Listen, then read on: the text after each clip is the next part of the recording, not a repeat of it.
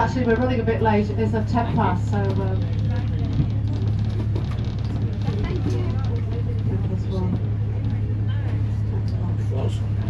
It's icy, isn't it? It's icy. You're fine. I'm not.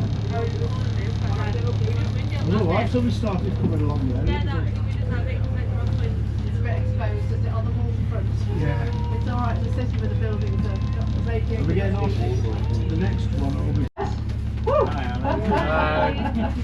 Andy is our driver. I'm not sure if he's back from the bathroom yet, but... You have tall buildings, three buildings, you know. Very tall, very tall. Yeah. Look at that beer bus thing. Are they great? Yeah. Pedal. You got a pedal yourself to make it move. Yeah. Oh, I'm glad you're doing it. Yeah. Is that what we're getting on this? Wide streets, tall buildings. So this lady's just sharing her pleasure about our beautiful architecture here. We've got every kind of architecture. Where you see the newer buildings, these would have been the problems, obviously, when the bombs fell in the Second World War. So it has given us a chance, of course, to build new buildings. Don't forget, guys, with your bus ticket, lots of discounts around the town at bars and restaurants. They're printed on that map. If you haven't got one, pick one up as you get off the bus. But the Liverpool line will give you 20% off as well. The prices are £13, the concessions are £11. You can do a VIP one where they give you some Prosecco for about £104, but I don't know whether they give you a discount on that one, but 20% off, which makes it quite a good price if you're only paying for £13 or £11. So we're going to head out onto the dock here. Next stop, that's fine. We will stop anyway because it's our main stop, so guys, that's where we're heading along the dock road here. Before we get to the dock road, guys, we've got this stone arch here on the left-hand side. This was brought here in 1980, so there are 2 dates on that arch, in case you've spotted it, some inside passenger. It was brought here in 1980, but it was from the original stone warehouse, so it's got 2 dates on it, 1855 and we reconstructed here on the waterfront, really just to create a nice vista on the waterfront. The canal boats, though, over on the far side, of course, are in the Salt House dock. And beyond that, within the warehouse complex, that is the Albert dock. It is now Royal Albert, actually, but they haven't changed the signage there. I'm not sure whether that simply means they pay more rent, I don't know, but they have now, King Charles III has come and upgraded it to Royal. But those canal boats could have possibly sailed down the Leeds-Liverpool Canal, which is 137 miles long, and they only get charged £15 for an overnight stay. So that's water, electricity and Wi-Fi. So they get a pretty good deal. Now we opened up this canal link to the north end of the docks in the early noughties. And so they don't have to navigate the River Mersey now. I don't know how long it takes to get back. Sorry guys. So guys, the dock road here, as I say, we inherited because the world's first overhead electric railway ran the length of this dock back in the day. If anybody wants to see anything that's been left about the Dockers Umbrellas, it was called, you could go into the Museum of Liverpool. There is a carriage in there on one of those original railways. So please, it's all free, the Liverpool Museum, and it's coming up in stop number 2. So the Salt House dock there is the same, named after a refinery. That's all it was. The refinery was here, Roxall was mined over in Cheshire on the far side of the river, and exported around the world from the Salt House dock. Over on my left though, this is the Canning dock. I used to tell people this was named after George Canning, who was the shortest serving Prime Minister up until last year, of course. That's all changed. Well, he got 4 months, he did quite well really. But it is the pool, the dock that put in Liverpool, 600 years old. Over on my right, the red and white stripy building on the corner there, 8 stories high, was the headquarters of the White Star shipping line. The building itself is closed at the moment. It was a Titanic-themed hotel. The Carpathia Bar was the ship, of course, that was sent to rescue survivors of the Titanic. A German company has taken it over and invested. Very pleased that a lot of our continental cousins, shall we say, are investing in our very important buildings. So it's 8 stories high. Would have cut quite a figure on the skyline back in the day. But of course the only building on that section of the road that survived the bombing campaign in the Second World War. I'm very pleased we are at Liverpool. But we are going out onto the waterfront. This is where you can not only pick up your cruise again, but you can also catch a ferry and have a cruise on the River Mersey. They are running every hour today, and this is the ferry terminal. Down to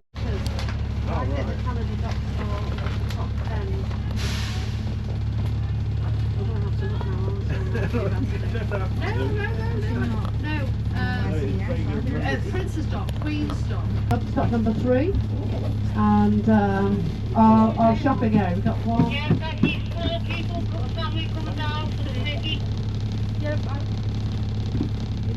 That was Becky.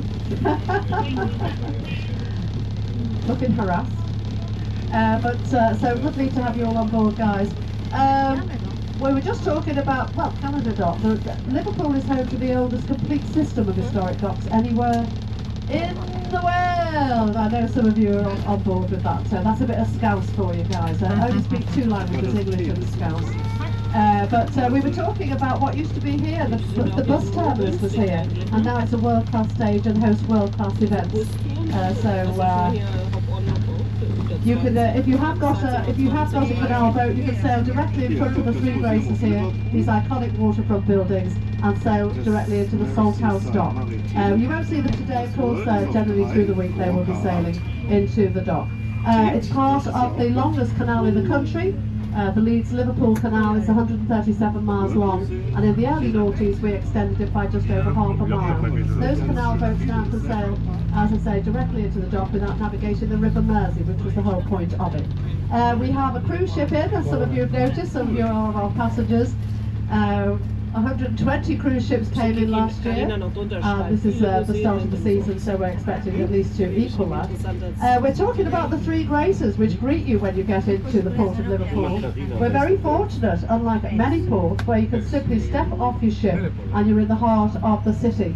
That is also true of our railway, our mainline railway station. But these, for those who've just boarded, the 3 Graces built at the turn of the 20th century in just 10 years, when Liverpool considered itself to be the second city of the empire. They wanted buildings to reflect their status in the world. So behind us now, I'll tell you quickly, the Dome building, for those who've just joined us, is the Port of Liverpool building, over on the left-hand side, and that was the Mersey Docks and Harbour Board who ran the dock estate.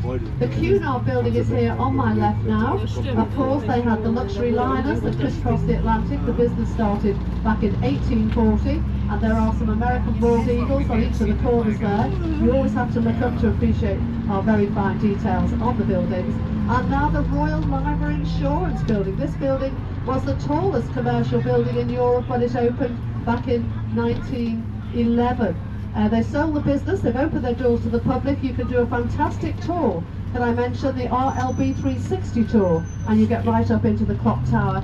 And for our German passengers, you might be interested to know those liver birds were designed by a German, Karl Bartels. Over on my right though, we have Our Lady in St Nicholas Church, and we're heading up Chapel Street. Our Lady in St Nicholas Church, there has been a church here since the 12th century. And the oldest part is the tower, which was rebuilt in 1815. If anybody wants to look behind, there's a golden weather vane on the top of that building, shining in the sunshine. And that was a present from a pirate called Fortunatus Wright. Now there's a name to conjure with. Anybody looking for a baby's name? You won't find that in any baby's books. Fortunatus Wright. Down to my right here, Exchange Buildings. Underneath this building here is a 100-room bomb and chemical-proof bunker.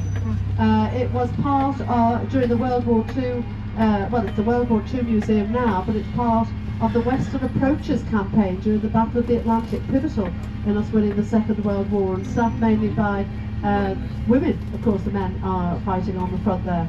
Just behind us, as we've stopped at the lights, the checkered building that you see here, very unusual building, that's the Unity building. Halfway up that building are the offices of LFC. Liverpool Football Club, that's where all the signings go on. Anybody looking for the Everton Football Club, the new one, it's to the north end of the docks, where I'm pointing up that way, 20-minute walk. If you're off the ship, you can do it easily. If you want to go, you probably saw it as you came into the port. The Bramley Moor Dock is now home to the Everton Football Stadium. It's the largest building to be created in the city for 100 years. And if you order a hot dog or a burger down there, you will only be served blue ketchup. No such thing as red ketchup in the Everton football stadium. I don't know, I've told my earlier passengers that the earth moved here in Liverpool last Saturday. It registered that earthquake 1.7 on the Richter scale, and it occurred at the exact time that Liverpool scored the second goal of 5 goals, winning them the Premier League. The earth actually moved, and the parade will be on Monday the 26th. Coming up, stop number 3 is the Cavern Club. I hope I'm not going to be the bearer of bad news for people, because the Cavern Club is closed to the public this weekend. It's a complete sellout, so unless you have a ticket, I'm afraid you won't be able to get in there. Over on the left though is one of our underground railways. The only one actually in the country, I think, that you go up steps to. There was a plan to create walkways in the sky, but it never got off the ground, the Shankland plan. But that's a relic of it. We're going to go right. Ahead of us we have the Prudential Insurance. Sorry? Number 3 in a moment. So number 3, guys, I'll press that bell just to make sure. Stay sitting, and we've still got a few minutes of the tour to go. Just ahead of us, this is where the money was made. This is our commercial quarter, and this street particularly saved from the bombing, unlike Church Street, which we will be heading to very soon. And there's a great statue of Prudence there. She's one of the cardinal virtues. There are 4 of them. My least favourite is temperance, because we've got some great pubs here. But her strapline, of course, Wisdom in Action, which is a great name, a great advert for an insurance company. We're going to go left. On the right here is Rigby's, 1700s, this pub here, and Leather Lane behind it. Leather Lane was where they bought and sold cowhides that came in from Ireland back in the day. But fantastic street architecturally, of course, as is Victoria Street, which we'll be heading to. But where you see the gaps of where the bombs would have fallen in the Second World War. Behind us we have the Municipal Hotel, but I'll put that out to you as we go down Victoria Street. Ahead of us you can see the Town Hall. That's the second oldest building in the city. We're going to get another view of that very shortly. But we are heading to the Cavern Club and Liverpool 1. Liverpool 1 is a 42-acre retail and leisure development. So if anybody wants to enjoy a bit of shopping, buy a few souvenirs, not just get in a moment. We're going to drop you around the corner in just a few moments, guys. This building with a green door, beautiful. People walk past it, they don't notice it. It's a ventilation shaft for the underwater road tunnel that goes through to Birkenhead under the River Mersey, opened in 1934. But coming up on the left is Matthew Street, home to probably the most famous music venue in the world. This is the Cavern Club, but as I say, sadly closed at the weekend. A sellout. We have on the first floor, the Fab 4. If you look up here, this is Matthew Street. That is Matthew Street. There is a pub, guys. There's lots of entertainment to be had elsewhere. Don't be too disappointed if you don't make it into the Cavern Club. The Fab 4 are on the first floor. You've always got to look up to appreciate what we have to offer here in Liverpool. We're going to go right. Now, anybody for the Blue Coat Chambers? Some people are doing a walking tour. Sorry, just another minute or two. When we get here, we're going to go right. If you go left, that's Church Street. Halfway down on the right side is the Blue Coat. Okay. But ahead of us, straight ahead of us, is Liverpool 1. That's 42 acres of retail and leisure development. But also down Church Street to my left, there is Lush. Anybody looking for Lush? That is the largest Lush outlet in the country. That's body products, all handmade. And of course Primark. Anybody looking for Primarni? Please head down to Primarni behind us here. So we're gonna pull in here, and as soon as we stop, you can all leap on, guys. Some people look very keen. I don't know whether it's because of me or hold tight until we straighten up. Okay? I think I'm good to go, Andy. Stop 3. Okay, yeah.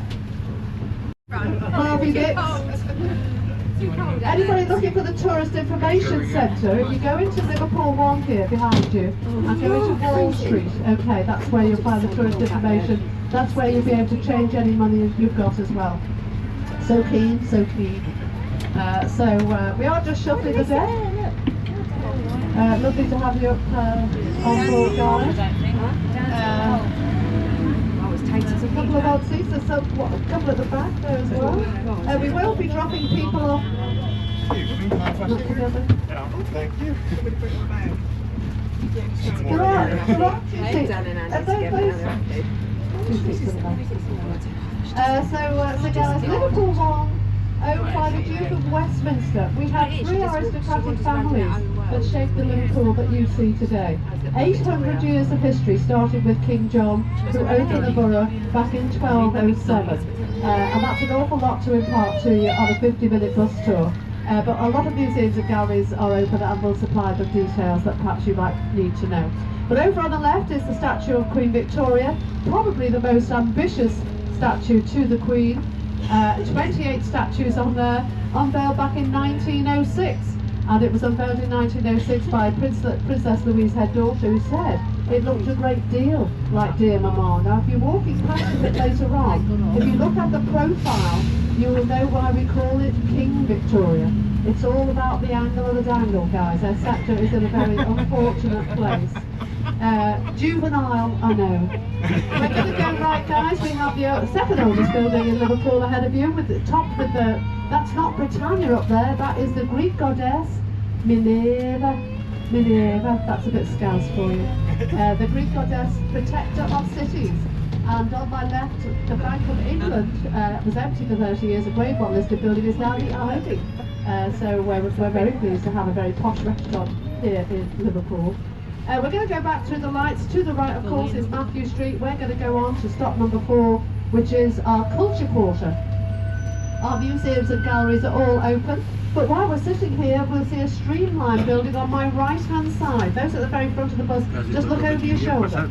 This is 16 Cook Street, quite different to the rest of the Victorian buildings built in the mid-19th century. This was designed by Peter Ellis, who designed the world's first skyscraper, which is just around the corner, Oriel Chambers in Water Street. So if you are in this locale later on, you want to find that the world's first skyscraper in Water Street. But this was a second offering. The Builders Weekly lambasted it. He said they'd never seen anything so awful. Greenhouse architecture gone mad, and he gave up his job and became the borough engineer instead. So very pleased to have Peter Ellis's architecture here in the city. But as we go through, of course, the fruit exchange on my right. A lot of these buildings are gated because this is where all the fresh fruit provisions would have been stored before being brought and sold. Over on the right, coming up through the lights, was our post office. 100 years it was our post office, and it's sat opposite the Bank of England on the left-hand side. The Bank of England, we were so wealthy. As I say, 45% of global trade came through this port in its heyday. And these streets would have been opened up around 1840, 1860. And a fantastic view of them we have now. They're rather difficult to repurpose. The ground floors lend themselves to being opened up. But the upstairs, of course, it's all about digital space and light and energy. So a little bit harder to repurpose. That's what we're lacking. In fact, if we're lacking anything, Grade A office space, that's what we're lacking. Just coming up on the right, we have the Shankly Hotel, and on the left we have the Dixie Dean Hotel. Those gargoyles there bear no resemblance to Dixie Dean, the Everton football player. He was a prolific goal scorer for the Toffees, the Everton Football Club, of course. 60 goals in one season, and that record has never been beaten. So a very interesting street on Derby Day. So our next stop is number 4, guys. Anybody for our culture quarter? This is where we're heading. The World Museum, we can see it now over on the right, along with the Hillsborough Memorial, the bronze drum dedicated to 97 Liverpool football fans. There are still some floral tributes there from when we commemorated a minute's silence on the 15th of April. If you don't know the history, of course, the fans themselves got the blame for the crush, and we had to fight for justice for them for all of this time. Over on the left though, that's a ventilation shaft into the underwater, because that's not a ventilation shaft, that is the tunnel itself that goes through underneath the River Mersey, and it was considered to be the 8th wonder of the world. 80,000 people worked on that, hand built it was, and they paid 6pence to walk through it when it was completed. and some of them complain they never saw any fish. If you do want to see some fish, go into the aquarium here in the World Museum. There's something for everybody here. It's all free, open till 5 o'clock. We will be back for you. But can I give a shout out for its latest resident in the aquarium? It's a blue lobster. A blue lobster called Marge. So go and say hello to Marge. The chances of seeing a blue lobster in the ocean is about 1,000,000 to 1. Somebody said 2,000,000 to 1, but you can go and see Marge in the World Museum here. Again, we're a little bit congested, guys. Sorry about this. We will pull in very soon. But the Central Library is in the middle of these 5 buildings. That's closed today, but it will be open tomorrow. I only mentioned it, you have to come to the city to check out a few books. But in fact, it is home to some artifacts. So if you want to enjoy seeing letters from Florence Nightingale, or letters from Queen Victoria to King Albert, they're on show, along with a very early essay from Paul McCartney as well. There's some little interesting things in the Picton reading rooms, and the Picton reading rooms is just ahead of you. It's the circular building with the columns, and that's accessed through the main part of the building.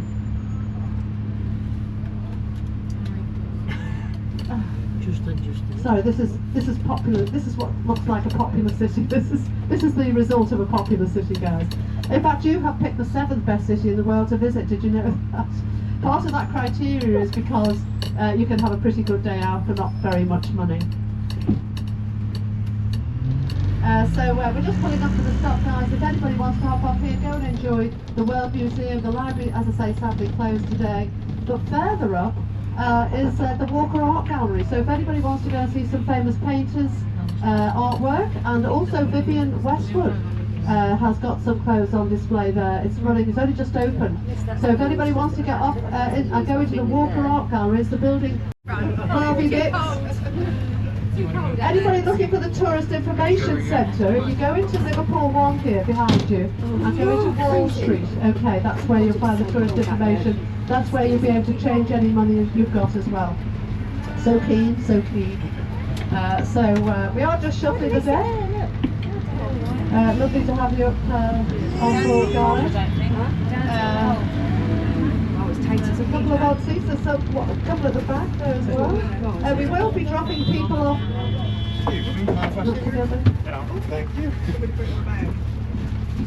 There are 2 seats. Two seats at the back. So guys, Liverpool 1, owned by the Duke of Westminster. We have 3 aristocratic families that shaped the Liverpool that you see today. 800 years of history, starting with King John, who opened the borough back in 1207. And that's an awful lot to impart to you on a 50-minute bus tour. But a lot of museums and galleries are open and will supply the details that perhaps you might need to know. But over on the left is the statue of Queen Victoria, probably the most ambitious statue to the Queen. 28 statues on there, unveiled back in 1906. And it was unveiled in 1906 by Princess Louise, her daughter, who said it looked a great deal like Dear Mama. Now, if you're walking past a bit later on, if you look at the profile, you will know why we call it King Victoria. It's all about the angle of the dangle, guys. Her sceptre is in a very unfortunate place. Juvenile, I know. We're going to go right, guys. We have the second oldest building in Liverpool ahead of you, with the top with the. That's not Britannia up there. That is the Greek goddess Minerva. Minerva. That's a bit scarce for you. The Greek goddess, protector of cities.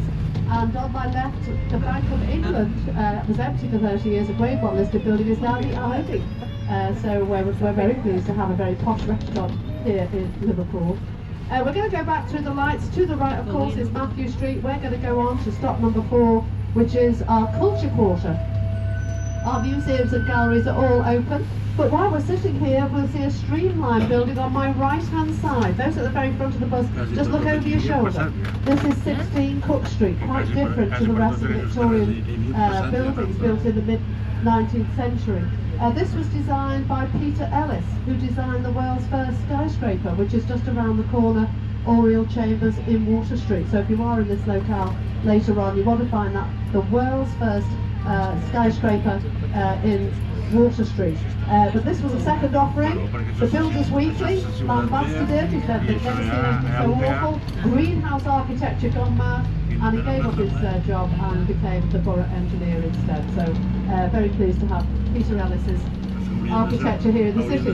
But as we go through, of course, the fruit exchange on my right, a lot of these buildings are gated because this is where all the fresh fruit provisions would have been stored before being brought and sold. Over on the right, coming up through the lights, was our post office. 100 years it was our post office, and it's sat opposite the Bank of England on the left-hand side. The Bank of England, we were so wealthy. As I say, 45% of global trade came through this port in its heyday. And these streets would have been opened up around 1840, 1860. And a fantastic view of them we have now. They're rather difficult to repurpose. The ground floors lend themselves to being opened up, but the upstairs, of course, it's all about digital space and light and energy. So a little bit harder to repurpose.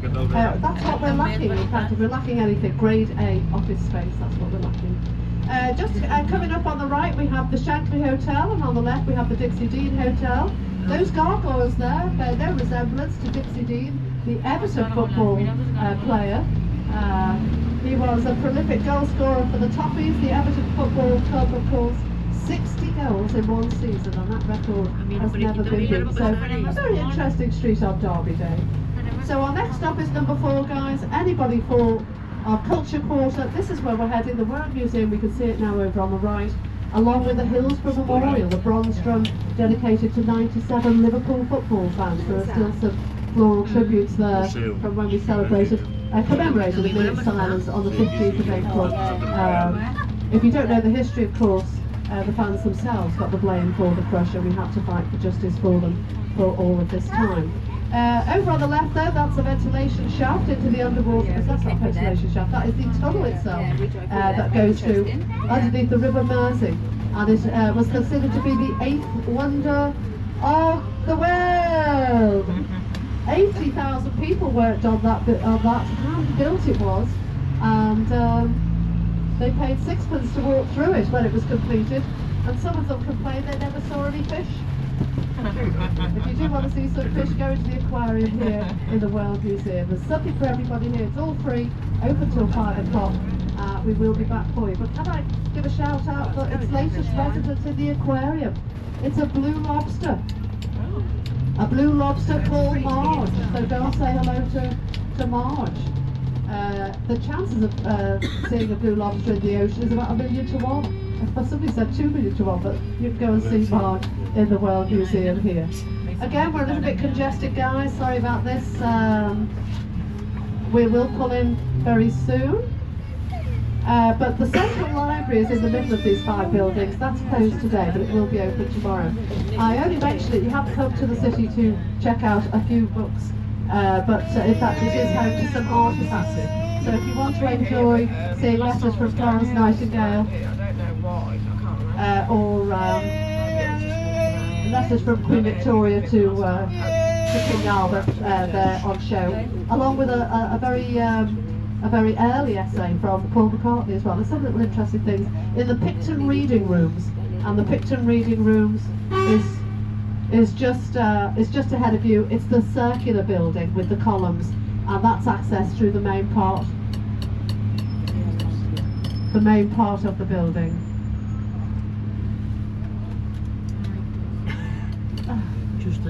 Sorry, this is popular. This is what looks like a popular city. This is the result of a popular city, guys. In fact, you have picked the 7th best city in the world to visit. Did you know that? Part of that criteria is because you can have a pretty good day out for not very much money.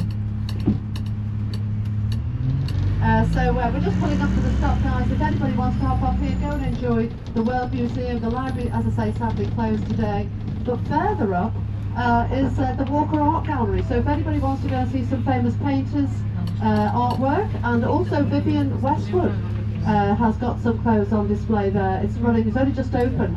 So if anybody wants to get off and go into the Walker Art Gallery, it's the building the world. This is James Audubon's Book of American Birds. Some of you may have heard about it. There aren't many of them in the world. We've got all 4 volumes here, and you can enjoy finding it by collecting all of the red letters in that entrance into the library. Some of those letters are in red. If you collect all of those red letters, it will spell out a very cryptic clue: Cyclops in the wood, and that will lead you to that very rare book. It's about 3 foot in height, exquisitely illustrated. I think some of you, I have already seen some of these birds. Interior designers are using them in public spaces, so they are lovely birds to look at. The Walker Gallery just up there to your left, guys. And the guy on the pedestal, anybody got any idea who that guy is? It is Wellington. Give that man a coconut. Yeah, my next question, of course, is what's his real name? Give me that coconut back. Arthur Wellesley. Arthur Wellesley. But well done, sir. Yeah, it's, you have to imagine that Liverpool always considered itself to be the second city of the empire. And we wanted everything London has. We've got Covent Garden, Pall Mall and Hampton Village. They've got Nelson's Column, and we have the Duke of Wellington. So here is the Hillsborough Memorial Drum I talked about as we came up William Brown Street. 1989, 97 fans lost their lives in a crush and got the blame for it. We've had to fight for justice for them for over 30 years. So 36, the anniversary was on April the 1st, so that's still got floral tributes there. We're going to go up St John's Lane. We have St John's Gardens, and we're looking at the back of St George's Hall. This hall, of course, opened in 1854. But before we get there, on the right, Dr Duncan's, a lovely Disney-esque style pub. And it's commemorating Dr Duncan, who was our first medical health officer. It was he who realised that typhoid and cholera were waterborne and told us to drink the beer. Woo! We've been doing that ever since. And I've never had typhoid and I've never had cholera, so there you go. We're going to go right here, guys. This is the entrance to the History Whisperer, a fantastic tour you can do, but again, not today. It'll take you into the holding cells of the prisons, well, not prisons, but holding cells with the criminals before they were judged by the court up off the top of the steps there. Those law courts closed in 1984. And you can get married here now. Anybody looking for a bit of inspiration, please go and get yourself a table at Wetherspoons over in the Radisson Red and watch the world go by. You see every kind of style and colour, all the inspiration you need for a wedding.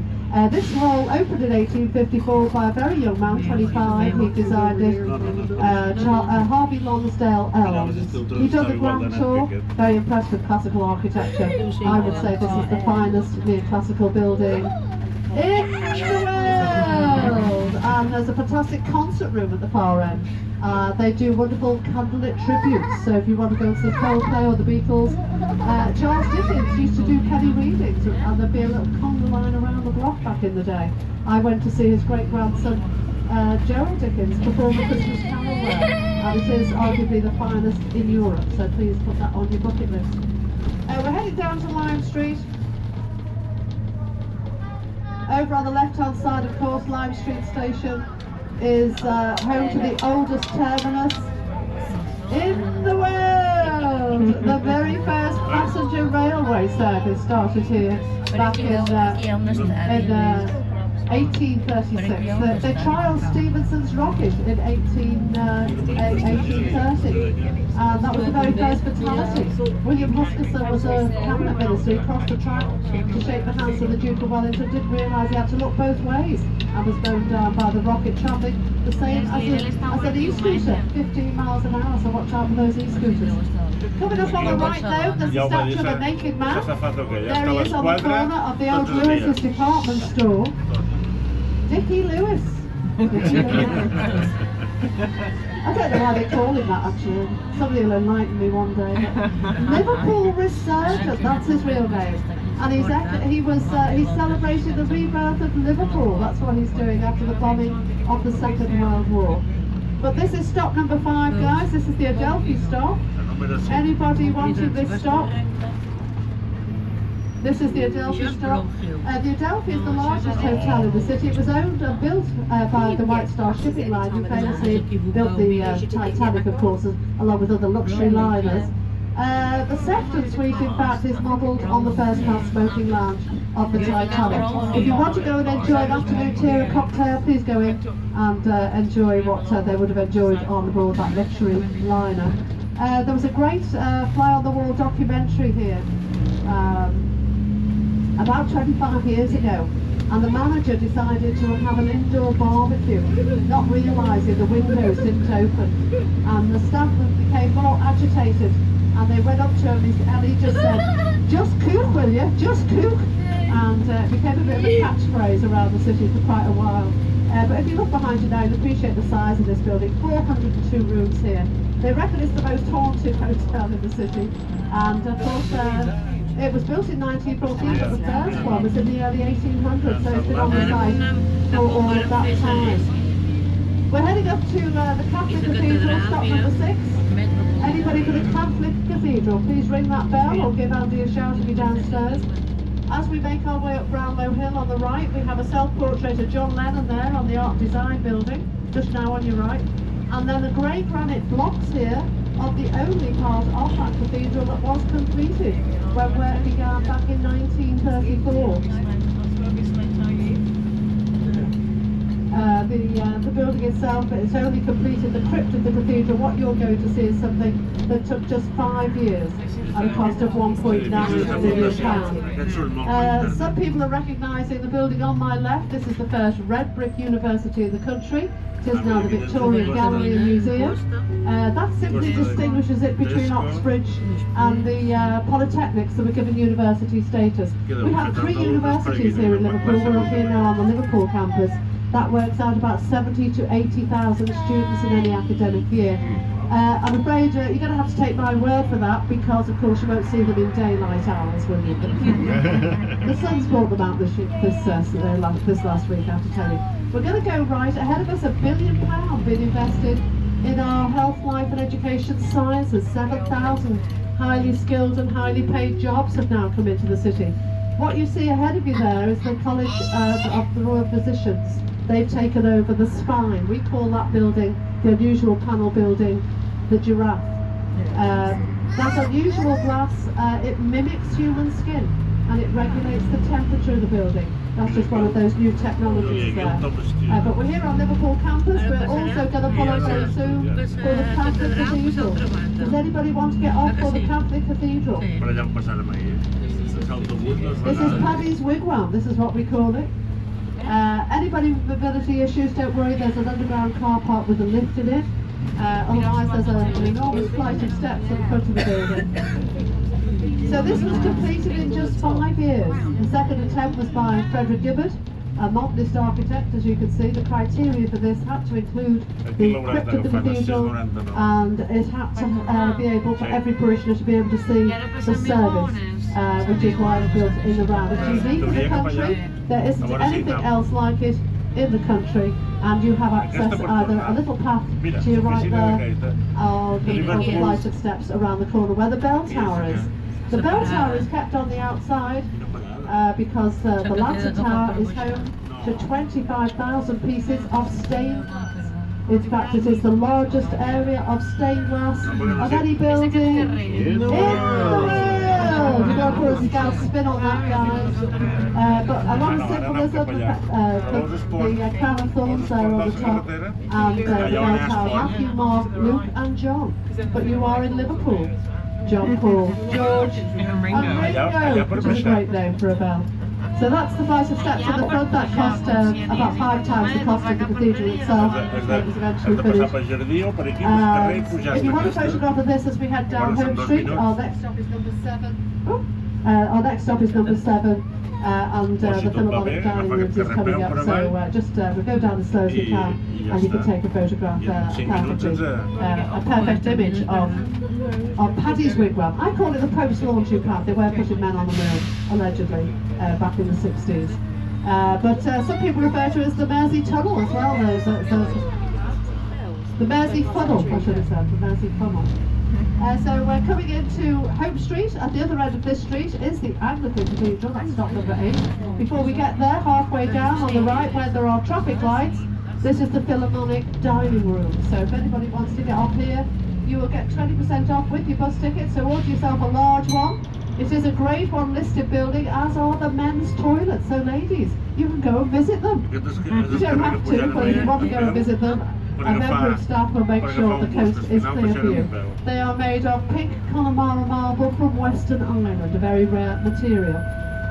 Now this is our Georgian quarter. You can see all of these buildings dating back to the 1700s through to 1840.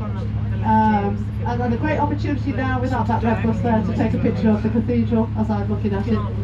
But we're talking about the Philharmonic dining room. It's just ahead of us here on the right. So people are going to hop off here, guys. At the Art Nouveau. This is Art Nouveau. As I say, we've got every kind of architecture here in the city. But Art Nouveau, and as we go through the lights, we will have an Art Deco style. That's the Philharmonic dining room. So enjoy yourselves, guys. Don't forget to get your 20% off with your bus ticket. This of course, famous, probably the most famous pub certainly in Liverpool. But John Lennon was asked what he missed most about being famous, and he said no longer having a quiet pint here in the Phil. But you can do just that. Sir Paul McCartney, he's bought his old schools. He's created Lipper. They're just at the end of this street here, and he's emulating that Fame Academy over in New York. He comes back every year and he gives out the graduation certificates here at the Philharmonic Hall. And of course he rocked up here in Carpool Karaoke in 2018 it was, with James Corden. He was standing behind a curtain and he was strumming away, and then the big reveal. So if you want to go into this very famous pub here, and it is probably the most beautifully decorated pub in the land. They have two fantastic salons here, Brahms and Liszt. Which needs no further explanation, but if you are Brahms and Liszt, you won't get back on the bus for sure. So beautiful Art Nouveau building coming up on your right, Grade 1 listed, and on the left the guy there that didn't want another pub here, Mr. Hugh Stowell Brown. So they've resurrected his statue. He was head of the temperance movement, and all those churches have gone now. And they've cleaned up his statue, well it was quite clean a while ago, and they put it opposite his nemesis, which seems a bit harsh. So they call the pub dining rooms, but it was always going to be a pub. The Philharmonic dining rooms is home to the oldest symphony orchestra in the land. The white building on the right, the very first school for the blind in the land. The very first homeopathic hospital is coming up on the right, this red brick building on the corner of Hope Place. And down to my left, one of our favourite places, Faulkner Street. House Through Time was filmed here, the Hovisad. Number 36 was where John Lennon shared a flat with Cynthia when they got married. Lots of famous things going on there. Down to my right there, the school, that institute there down to your right, was a school attended by Paul and George of Beatles fame. And this corner building, the art school attended by John. They were all here at the same time, and they would all bunk off together. They're in different years though, because of course John being the eldest, George a lot younger. We're going to go right, we're heading to stop number 8. Number 3, Gambier Terrace over on the left, was a flat shared by Stuart Sutcliffe and John Lennon before they went off to Hamburg. But stop number 8, as you've already seen, is the Anglican Cathedral. This is the largest cathedral in the world. The country. Can't win them all, guys. It's arguably the largest Anglican cathedral in the world. The St. John the Divine in New York might give it a run for its money. And a great view down on the dock you can have of this wonderful cathedral. They have got some wonderful artwork on show at the moment. I mean, there's some Tracy Emin artwork in there, but I'm talking about one of those celestial works. Helios, the sun, is on display. 7 meters across. So last year we had Gaia, the Earth, and this year we have, it's all free, it's 7 meters wide. Anybody getting off, I can see people moving, and we will pick you up where you get off, of course guys, you won't get lost, and we're still running those 20-minute bus rides, so we'll be back for you. This actually was a young man, just 22, Giles Gilbert Scott, but it might have helped that his grandfather was creating some kind of a station down in London at the time. This is newer than the Catholic Cathedral, welcome aboard, because it was only completed in 1978. Hold tight if you're wondering. Okay. There's a couple of seats. Yeah, oh, hold tight, guys. This was completed in 1978, 74 years in the build. This building, the stonemason's dream job. And if you get to the top there, it's one of the highest viewing platforms, a 360-degree viewing platform. You can see Iceland. That's not the country, of course. It's that frozen food store over in the back. You see Blackpool Tower. We're going to go right. That building across the way is part of Liverpool McCartney's Fame Academy. They've extended it to primary school children. It's so popular. But if you like Peaky Blinders, the second door in on your left as we head into Rodney Street, number 86, was the Peaky Blinders London home. The Shelby family moved here. You thought they moved to London, which came here to Rodney Street. So Liverpool is now being considered the second, not only the second city of the empire, but the Hollywood of the North. This is where a lot of filming goes on. It's a lot cheaper, of course, than any of the cities around the world. And we have all of these wonderful buildings here. These date back to the 1770s. Coming up on your left was the birthplace of Sir William Gladstone, who was Prime Minister to Queen Victoria on 4 occasions. Just here on your left, brick sign is a very pretty building. It is too. But if you are a fan, the fan of Beatles, of course, Brian Epstein was born at stop number 4 through the lights here. If you're walking along Rodney Street later, go and see where he was born. There's a great statue of Brian now down in the city. But it was number 4, had a connection to the 4, but also it was the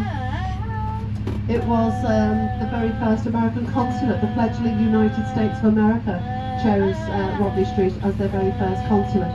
So a lot of history here in this street. The streets' heights are different, the frontages are different. This is because the merchants back in the day would have simply bought maybe 1 or 2 plots and built their homes here. But this is where, as I say, now you come for your nips, your tucks, your Botox and your fillers. I don't need any of that. I'm just putting it out there for you guys. So stop number 9 is coming up, St Luke's, the bombed out church. Anybody for the bombed out church, which is also handy for Chinatown. And Bow Street is ahead of us here. That is our food hub, but this church, well, work began back in 1811. And it was bombed with incendiaries in the Second World War. Very poignant statue there in the foreground. Christmas Day, 1914, when peace broke out and the warring parties got together and held a football match. It's by the same artist, Andy Edwards, who did the Beatles statue. It's very popular. The church itself, as I say, is now a war memorial. You can get married here.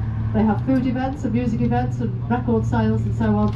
And a very pretty church it is too. Around those arch windows and doors there are 120 carved heads, and they're all different. So this is stop number 9. Anybody for this stop? No, we're good to go, Andy, thank you. We can drop you at the end of this street by the Chinese Arch, that's where we're heading. Stop number 10 is the largest Chinese arch outside of mainland China. It's on the right hand side at the top end of the street if you're looking out for it. Stop 10 for us. Stop 10 for you? Yeah. Oh, we're gonna. Oh yeah, I pressed the bell, but I didn't hear anything, Andy. So, but I could see a little. Andy, so this is Chinatown. The very street is the main high street. Looking for an authentic Chinese meal, of course, you would come here. But if you look above the shop fronts here, you'll see how old these buildings are. They date back to the 1700s. And down the side streets, these were the homes originally of the merchants and the warehouses. When they made their money and moved out to greener pastures, chandlery industry moved in, the wood yards, the iron foundries, the rope walks. In fact, to lay on rope for the rigging of a ship, you needed about 320 yards of long flat surface, and a man would walk down these streets walking backwards, laying on the rope for the rigging of the ship. So that's the name. They are being opened up, of course, to all sorts of sunshine and bars and cafes. Concert Square is down behind us, down to your right. But this is stop number 10. This is the Chinese Arch on the right hand side. 200 dragons are carved on this arch. I believe 188 are male, 12 are female, and some of those are pregnant. It's all about bringing good fortune into the city. So this is our stop, guys, for stop number 10. This is where we pick you up, but you're already aware of the other stops, aren't you? So you know where, if you're walking back. Okay. Okay, enjoy yourselves, guys. Thank you. You're very welcome. So we have got that bus, that floater bus That's me, every 20 minutes until 2, and then they go to half an hour, okay, every half hour. If you've got your yellow map, you'll see the hour and a half hour bus and the times they will be at different sites. So you'll know roughly what time to come back to be collected. The Great George Street Congregational Church is rather overshadowed by the Chinese Arch. Those single stones there in the porch, they're just one entity. Often they're in sections, but those columns there are single pieces of stone brought from trucks of quarry back in 1840. And how they got them here without shipping them, I've no idea, but horse and cart communities back in the day. Not a great deal to see, guys, as we head down to our final stop, number 11. We're heading to the Baltic. This area was heavily bombed in the Second World War and never really recovered. 50 odd years it was derelict. But the only building left standing ahead of you now and graced by the Secretary Birds is a building that used to be a branch of the North and South Wales Bank. So this will give you an idea of how this street looked before that bombing campaign. We have got student accommodation over on the left, of course, but very diverse communities lived here. We have the Welsh streets ahead of us, we have the Chinese community behind us. Down to our right, one of the Scandinavians. This is the Baltic area, and a lot of the companies around here would have worked with companies on the Baltic Sea. In fact, that's how we got our nickname Scousers. There are a couple of names with different interpretations, but Scouse, Liverpool Scouse, was because the Scandinavians brought us a dish called lamb scouse. It was just like a lamb stew, but a vegetable stew with some meat thrown in it.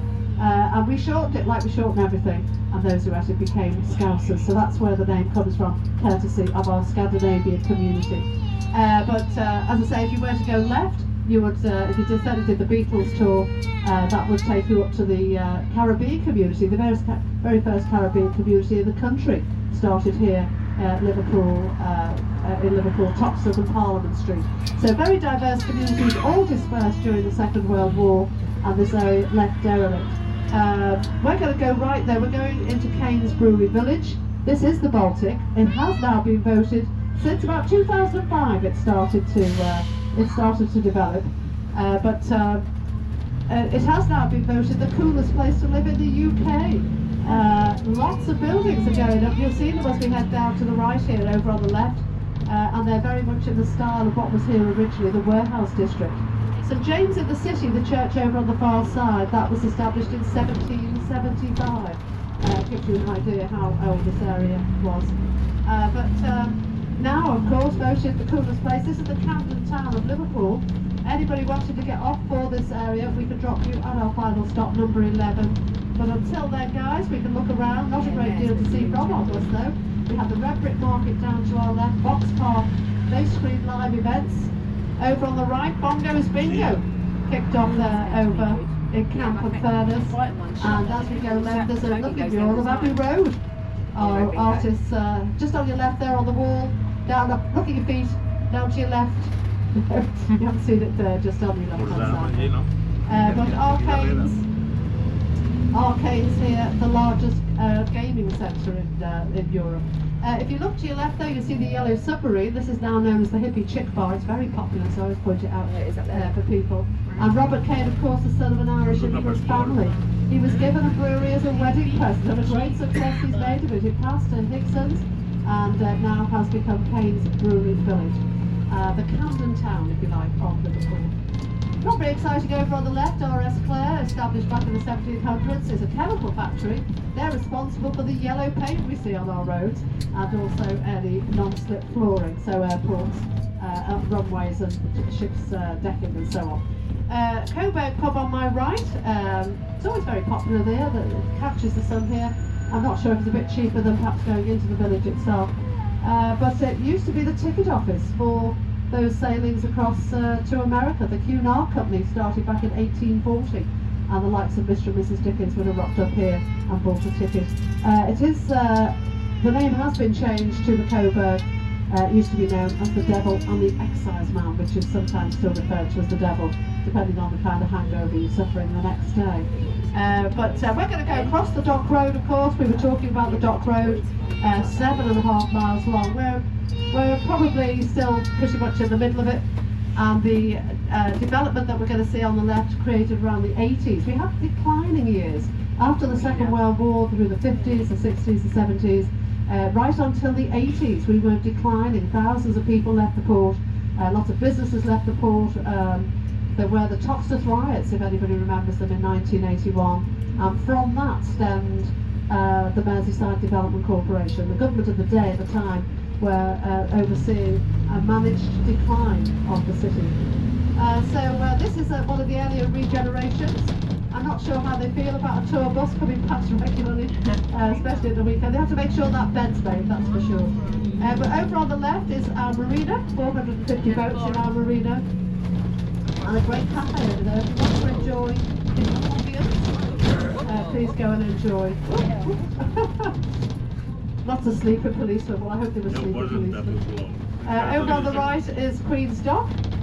Lots of activities here, of course, to be enjoyed. Oh, just ahead of us, guys, the beer bike tour. They have to work very hard on that beer bike tour. They're going to come right past us, guys. Give them a cheer, guys, when they go past. Spur them on. Beer bike tour, ja pots fer un vídeo. Oh, that looks hard work. Woo! Hey! Oh, they're going to have to come to a stop. And we're going to pull forward. Good luck, guys. Where's the picture of? Who's the face? Mira, grava, que vaig a... Però agafo-ho de prop, que vaig enviar notes de feina. So the Queen's Dock is over on my right hand side. It was a first. Oh, there's another one. Oh my goodness, they're very popular. Aquella va dirigiendo van por ellos. Is he gonna pull in? Oh, is it a girl? No, it's a girl. There's more, there's more. I can talk about the Queen's Dock, guys. This was a present to Queen Charlotte. She was married to King George III. And she was given it as a wedding present.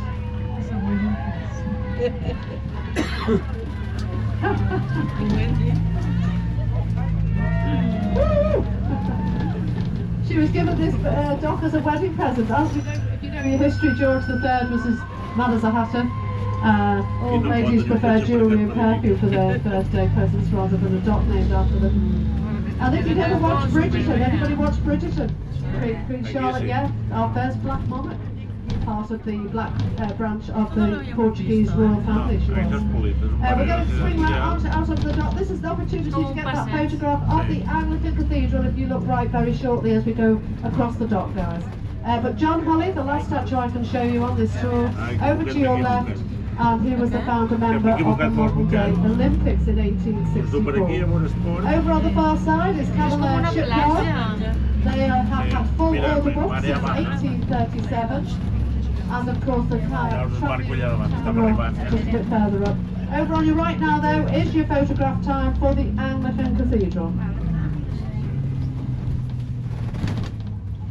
It's a nice uninterrupted view. It's built on the hill there. We come to it of course up at the top just side on. I don't think everybody appreciates the size. Now this is probably the best view of Liverpool I can show you today. This is the Great River Mersey. It's just filling up again, guys. It just looked like a pool, I have to say. It has the second highest tidal range of any river in the country after the River Severn. So 10 metres between high tide and low tide. That's 33 feet above money. Anybody looking over to the far side of the river, you'll see a steeple of a church and a long white flat roof. This is the oldest part of Merseyside. That's home to the Birkenhead Priory, an order of monks who came back in 1150 and started that ferry service. It would have taken about 3.5 hours back in the day. But now it takes 10 minutes, so that's progress of a sort. The river itself, it flows 70 miles from behind us out to Liverpool Bay, the Irish Sea, and on to the North Atlantic. This is Comic-Con on the right. People can dress up in their favourite costumes here.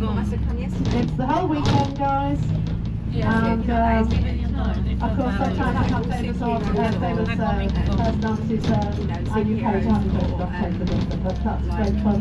In a building that was created in 2015. didn't have an arena or an exhibition centre or a conference centre until then, we would have to travel to Manchester if we wanted to celebrate anything like we're seeing today. Ahead of us we have the cruise ship, of course. I think it's sailing out about 4 o'clock, quite early, and we came in early. 120 cruise ships came in last year. We're hoping for the same this year.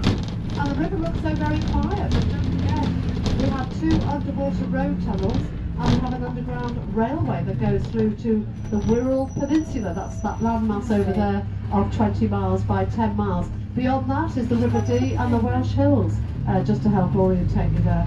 Right up on the top left there, this is New Brighton. Some of you might have heard that New Brighton is home to the longest promenade in the country. So you can get over there by bus, boat or train, bring your bucket and spade when the weather warms up a little bit. So this is the Albert Dock, guys. This is where our tour will end. If you are heading to the cruise ship, we're at the next stop, number 2. But this is our 11th stop, if you like, or stop number 1. Our tours will be running. I'm continuing this tour, guys, so if you want to stay on. There's a museum Beatles story. But the Beatles story over on my left, the Albert Dock itself opened up in 1845, and it was opened by Prince Albert. These were the first fire and waterproof bonded warehouses in the world, and copied around the world.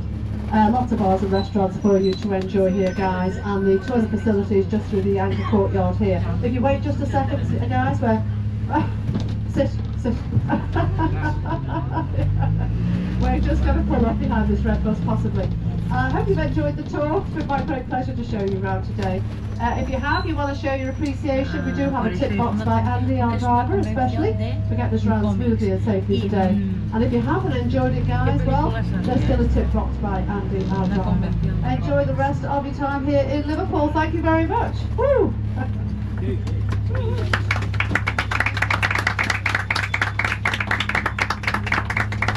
Thank you very much. Thank you very much. It's safe. It is now safe to go.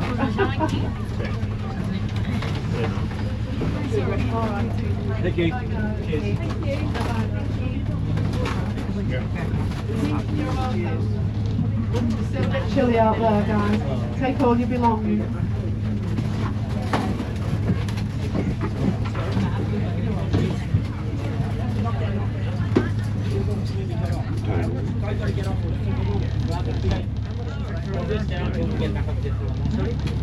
So this is where we are now. We're getting rid off. And I want to go back to the Beatles area right here. And then it's very walkable.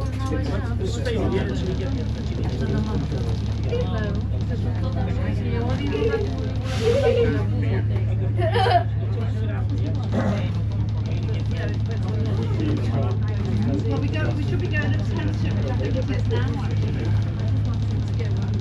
You just want to 20 minutes. No, if you get off, go to the loo. There'll be another bus coming along here. Yeah? Yeah. Whenever you get off, whenever you get off, you've got to get back on. Yeah, you're very welcome. Yeah.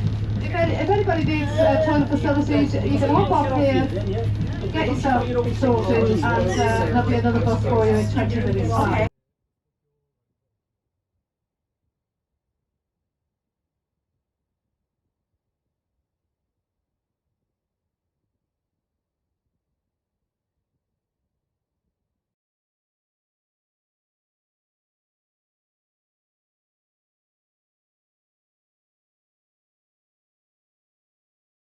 I know. We're going to go right, guys. We have the second oldest building in Liverpool ahead of you, with the top with the. That's not Britannia up there. That is the Greek goddess.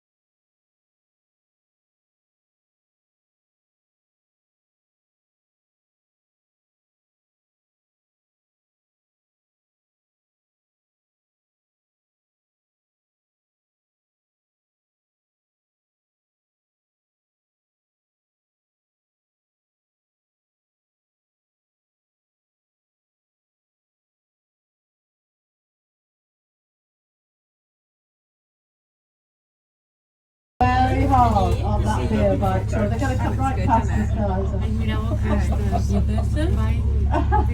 Give them a cheer, guys, when they go past. Spare them on.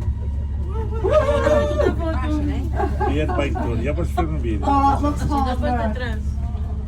Woo! Hey! Woo! How funny. Off the modern day Olympic.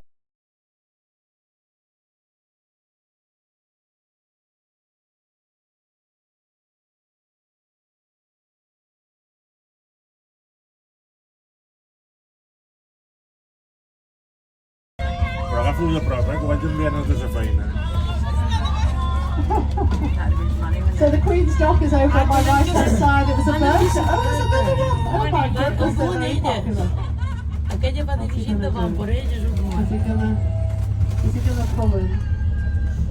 Oh, is it a girl? No, it's a girl. Levántate, sí. Ahí te veo una foto. There's more. Well, we talk about the Queen's Dock, guys. This was a present to Queen Charlotte. She was married to King George III. And she was given it as a wedding present. And you can't have it taken with them, but that's very fun. In a building that was created in 2015, we didn't have an arena or an exhibition centre or a conference centre until then. We would have to travel to Manchester if we wanted to celebrate anything like we're seeing today. Ahead of us we have the cruise ship, of course. I think it's taking out about 4 o'clock, quite early, and it came in early. 120 cruise ships came in last year. We're hoping for the same this year. And the river looks so very quiet. We have 2 underwater road tunnels, and we have an underground railway that goes through to the Wirral Peninsula. That's that landmass over there of 20 miles by 10 miles. Beyond that is the River Dee and the Welsh Hills. Up on the top left there, this is New Brighton. Some of you might have heard that New Brighton is home to the longest promenade in the country. So you can get over there by bus, boat or train, bring your bucket and spade by the weather.